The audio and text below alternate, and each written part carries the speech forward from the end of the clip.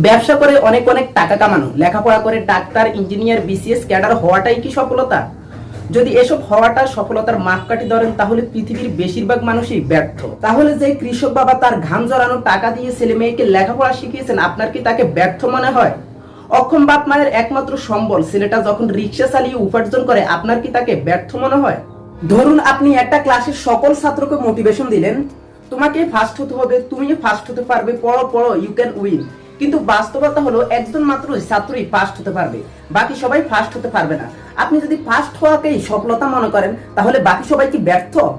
আপনার এই মোটিভেশন দিন শেষে সকল ছাত্রের মনে হতাশা ছড়াবে। পড়ালেখা করলে সবাই পাস বয় হতে পারে না, ব্যবসা করলে সবাই পুলে পেপে উঠে না, রাজনীতি করলে সবাই প্রেসিডেন্ট হয় না, লিখলে সবাই জনপ্রিয়তা কিংবা নোবেল প্রাইজ পায় না, কিন্তু এরা সবাই ব্যর্থ না। তাহলে সফলতা কি? নিজের সীমা এবং সামর্থ্যের মধ্যে সর্বোচ্চ চেষ্টা করার পর ফলাফল যাই হোক, রেজাল্ট যাই হোক, তাই সফলতা।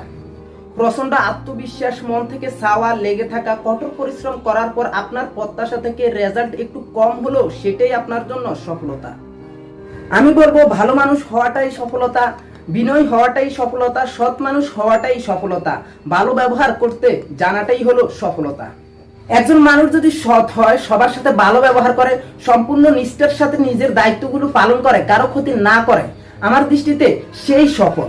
হোক সে মুসি, হোক সে রিক্সাওয়ালা, শ্রমিক, ব্যবসায়ী, অফিসের দারোয়ান কিংবা বাদাম বিক্রেতা, সেই গরিব ছেলেটা। আমার দৃষ্টিতে ভালো মানের salary, doctor, engineer, BCS cadre, শুধুমাত্র এগুলোকে সফলতার মধ্যে রাখলে চলবে না। একজন মুসলিমের কাছে সফলতার সংজ্ঞাটা আর চমৎকার। পৃথিবীর জীবনের কোনো লাভ, ক্ষতি, প্রাপ্তি, অপ্রাপ্তি তাদের জীবনে সফলতা নির্ধারিত হয় না। তাদের কাছে পৃথিবীর জীবনের সবকিছু আপাত, পরকালে পুরস্কৃত হওয়াই তাদের কাছে সত্যিকারই সফলতা।